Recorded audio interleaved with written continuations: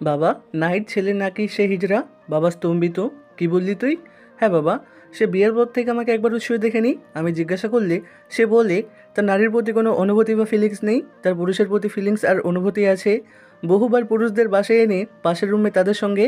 বাবা, আজ যখন একই কাজ করে আমি প্রতিবাদ করি, তখন সে আমায় মেরেছে, এভাবে রক্তাক্ত করেছে।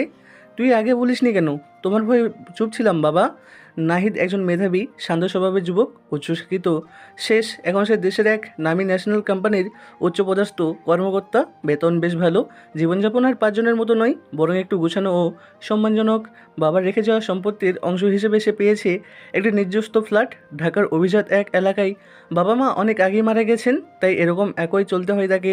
নাহিদের বড় ভাই রাশেদ দীর্ঘদিন আগে বিদেশ চলে গেছেন, সেখানে বিয়ে করে স্থায়ীভাবে সেটেলড। ভাইটি প্রতি মাসেই নাহিদের জন্য মোটা অঙ্কের টাকা পাঠান ভালোবাসার নির্দেশন স্বরূপ। আর একমাত্র বোন ফারিন স্বামী নিয়ে থাকে চট্টগ্রামে। সংসার তার মন্দ নয়, তবে মাঝে মাঝে বোনের আবদারই জীবনের বড় সিদ্ধান্ত নিতে হয় নাহিদকে।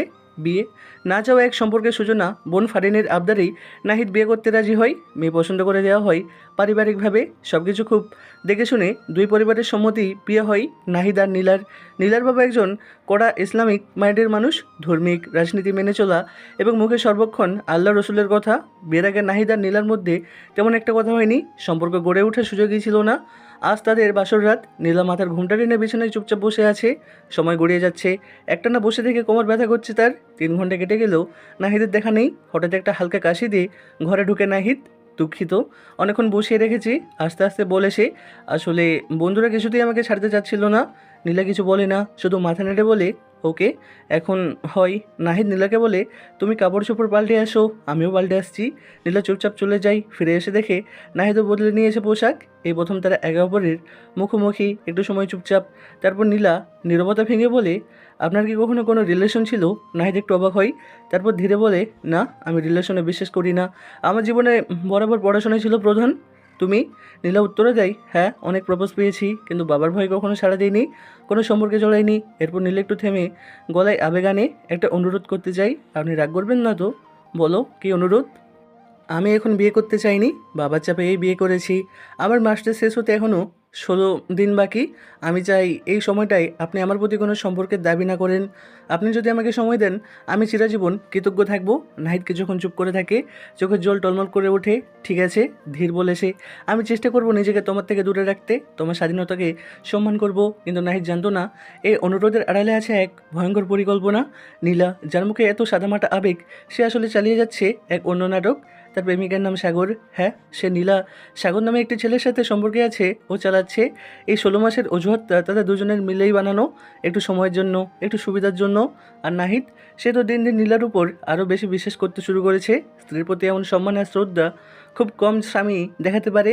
সে মনস্থির করে পুরো 16 মাস স্ত্রীকে স্পর্শ করবে না, যাতে তার পড়াশোনা ব্যবহৃত না হয়। অন্যদিকে নীলার গোপন জীবন। নাহিদ অফিসার বাসার মধ্যে ব্যস্ত, কিন্তু নীলা প্রতিদিন সাগরের সঙ্গে দেখা করে, ঘরে, মাঝে মধ্যে হোটেলে রুম ডেটও করে। একদিন একটা হোটেলের রুমে উঠে তারা, রুম ভাড়া নেই। আর এই সময়টাই নাহিদ ঘুরে ফিরে ভাবছে নিজের বিশ্ববিদ্যালয় জীবনের কথা। একসময় বিশ্ববিদ্যালয়ে একটি মেয়ে ছিল, মাহি। মাহি তাকে ভালোবাসতো, ভালোবাসা নয়, যেন পাগলামি। প্রতিদিন প্রপোজ করতো, কিন্তু নাহিদ তাকে বন্ধু ভেবেই চলতো। মাহি নাহিদ বলতে পাগল। মাহি মেয়েটা খুবই ভালো ও ভদ্র ছিল। ভার্সিটি নাহিদ ছাড়া আর কোনো ছেলের সাথে মেলামেশা করতো না। নাহিদকে সত্যিকারের ভালোবাসতো। একদিন অন্তুষ্ট হয়ে রেগে গিয়ে মাহিকে থাপ্পড় মারে। মাহি কাঁদতে কাঁদতে বলে, নাহিদ, তুমি কোনোদিন সুখী হবে না। আমি যদি কখনো বিয়েও করে থাকি, তা তোমাকেই করব। তোমার জন্য সারা জীবন অপেক্ষা করব, ইনশাল্লাহ। সেদিনের পর মাহি আর বিশ্ববিদ্যালয়ে আসেনি। নাহিদ অনেক খুঁজেছে, কোথাও খোঁজও মেলেনি। এখনও মাহিকে মনে মনে খুঁজে বেড়ায় নাহিদ, কম চাওয়ার জন্য। পড়াশোনা শেষ করে একটা ইন্টারভিউ দিয়েছে, চাকরি কিছুতেই পাচ্ছিল না। তবে হঠাৎ একদিন কোনো ইন্টারভিউ ছাড়াই এক কোম্পানির অ্যাপয়েন্টমেন্ট লেটার আসে। 1 তারিখ থেকে জয়েন করতে হবে। সেটা থেকে কেটে গেছে 3 বছর। মাথা তুলে বেঁচে থাকার গল্প শুরু হয়েছিল তার। 15 মাস পর ধরা পড়ে গেল নীলার মুখোশ। এভাবে করে কেটে গেল 15 মাস।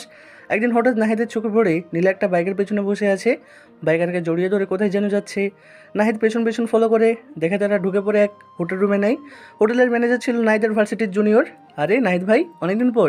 ভাই, একটু আগে যে মেয়ে আর ছেলে ঢুকলো, চিনো? ওরা তো প্রায় আসে ভাই। কেমন, কোনো সমস্যা? ছেলেটা কিছু না, কিন্তু মেয়েটা আমার স্ত্রী। ম্যানেজার অবাক বলল, আপনি তাহলে আজ হাতে নাতে ধরেন, আজই আপনাকে ডুপ্লিকেট চাবি দিচ্ছি। রাহিদ রুমে ঢুকে সে দেখতে চায়নি কোনো দিন সাগর আর নীলার অন্তরঙ্গ দৃশ্য। রাগে ক্ষোভে পাথরের মতো দাঁড়িয়ে থাকে কিছুক্ষণ, তারপর নীলের চুলের মুঠি ধরে ঠাস ঠাস করে 4টা থাপড় দেয়। 1 ঘন্টার মধ্যে বাসায় ফিরতেই সব কিছু করবি, নাহলে আজ আমি শেষ করে দেবো তোকে। নীলের কপাল ফেটে রক্ত ঝরে পড়ে, মাথা ফেটে যায়, ভয়ে কাঁপে সে। মিথ্যার জাল, ভয়াবহ অপবাদ। হোটেল থেকে নাহিদের বাসায় না গিয়ে নীলা যায় বাবার বাসায়। রক্তাক্ত অবস্থায় কাঁদতে কাঁদতে ঢুকে। বাবা, বাবা আমায় বাঁচাও। কী হয়েছে মা, এই অবস্থা কেন? নীলা গলা ভেঙে কাঁদে, চোখে জল আর মুখে ভয়। বাবা, নাহিদ ছেলে না, সে হিজড়া। বাবা স্তম্ভিত।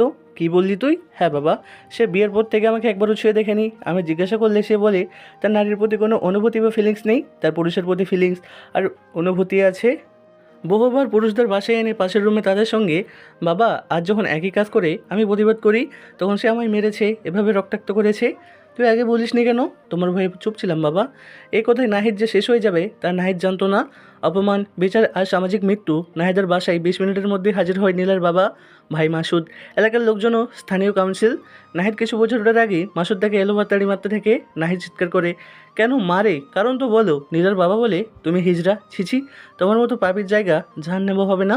কাউন্সিল এবং সমাজের লোকেরা বলে, এমন লোকের সাথে মেয়ে কেমনে সংসার করবে, আমরা তালাক চাই। তারা সমাজের বিচার বসায়। নাহিদের কথা কেউ শোনে না। সবাই ভাবে একটা মেয়ে এত লাজ লজ্জার মাথা খেয়ে কি তার স্বামীর বিরুদ্ধে মিথ্যা বলবে না? তাই নীলা যা বলেছে তাহলে তো সেটা সত্যি। বিচার হয়, রায় দেওয়া হয়। যেহেতু সে আগে এমন কিছু করেনি, তবে তাকে মাথা ন্যাড়া করে গলায় জুতোর মালা পরিয়ে এলাকায় ঘোরাতে হবে এবং 1 মাসের মধ্যে তার ফ্ল্যাট বিক্রি করে এই এলাকা ছেড়ে দিতে হবে। সমকামী মানুষ সমাজের শত্রু। নাহিদ কাতে আকুতি মিনতি করে, কিন্তু কেউ শোনে না। তাকে মাথা নেড়ে করে গলার জুতার মালা দিয়ে রাস্তায় করে না হয়। নাহিদের সকল সম্মান আজকে শেষ হয়ে গেল। লজ্জায় আত্মহত্যার কথা ভাবলেও আল্লাহর ভয় সে করতো না, শুধু বলে, আল্লাহ আমি কি পাপ করেছিলাম, তুমি আর বিচার করো। অন্যদিকে নীলা হেসে ওঠে, মিস্টার নাহিদ আমাকে গায়ে হাত তুলেছিলেন না, দেখলে তো কী করলাম, 1000 গুণ শাস্তি দিয়েছি। অন্তিম অপমান। নাহিদের ভাই বোন আরও তাকে বিশ্বাস করে না, তার সম্পর্ক ছিন্ন করে, তারাও ছিছি করে। বাসা থেকে বের হলে মানুষ ছিছি করে। একজন পুরুষ হয়ে পুরুষের সাথে সমকামী মানুষ সমাজের শত্রু। অফিস কলিগরাও ফোন করে বাজে কথা বলে। পৃথিবীটা এখন নাহিদের কাছে জাহান্নাম মনে হয়। সে অফিসে রিজাইন লেটার পাঠিয়ে দেয়। হ্যালো বন্ধুরা, চরিত্রহীন বইয়ের অপবাদ গল্পের 1 নম্বর পার্ট নিয়ে চলে আসলাম। গল্পটি আপনাদের কাছে কেমন লেগেছে অবশ্যই কমেন্ট করে জানাবেন। গল্পটি ভালো লাগলে অবশ্যই চ্যানেলটি সাবস্ক্রাইব করে দেবেন। ধন্যবাদ।